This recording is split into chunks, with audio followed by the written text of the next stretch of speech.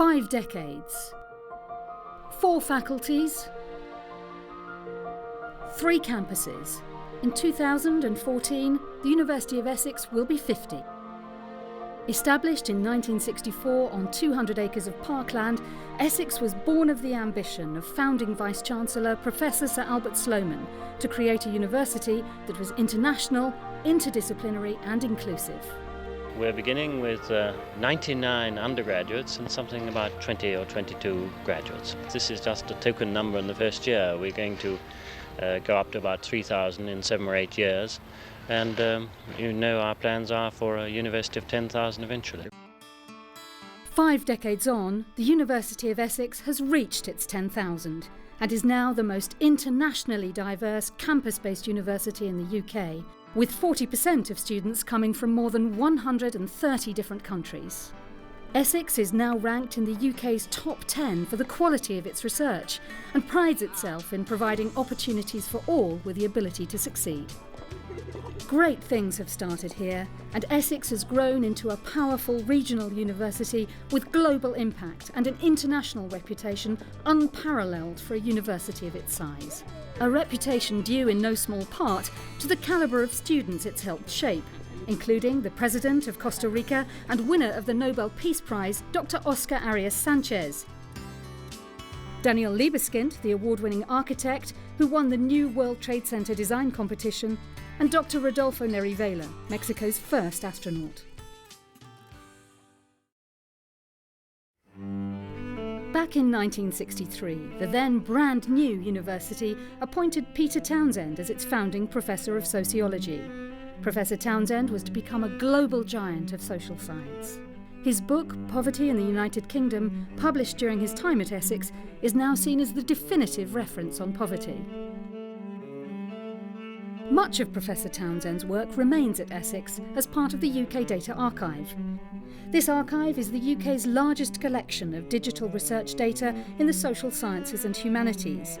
Its establishment was hailed as probably the most important development for the next generation in the social science field. Working across the disciplines of sociology and economics is the university's internationally renowned Institute for Social and Economic Research, or ISA. ISA runs surveys like the British Household Panel Survey, which has interviewed members of the same households every year since 1994. It continues to inform and influence governments and policy, and 2009 saw the launch of Understanding Society, an ongoing survey of 100,000 people in 40,000 households, the biggest study of its kind in the world. Unsurprisingly then, Essex is now the top-ranked university in the UK for social science research. Research that comes out of Essex changes people's lives. Hand in hand with that is the university's tradition of attracting leading scholars in their fields. In 1966, Professor Anthony King was one of the founding professors of the Department of Government. Professor King is now a leading authority in the world of government and politics.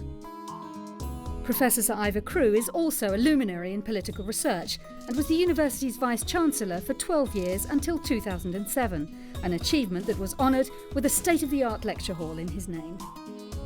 Scientist Professor Jules Pretty has generated interest from around the globe with his work on green exercise, including his finding that just a small dose of nature every day benefits people's mental well-being.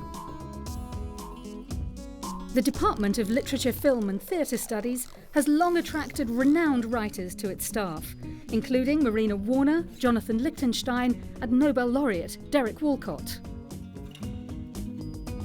Essex is an innovator in the arts, uniquely having a theatre on each of its campuses. East 15, one of the UK's leading acting schools, became part of the university in 2000. In addition, the Colchester campus houses the University of Essex collection of Latin American art. With more than 600 works devoted to modern and contemporary art, it's the largest collection of its type in Europe. At the core of the university is its fight for human rights and freedom of speech, both here and around the world. In the 1960s and 70s, that passion for freedom of expression gained the university a radical reputation, with numerous student sit-ins and protests. In 1983, the now internationally renowned Human Rights Centre was established. Essex was the first university to focus on international human rights law and was recognised in 2010 by Her Majesty the Queen when she awarded the university the Queen's Anniversary Prize for advancing human rights across the globe.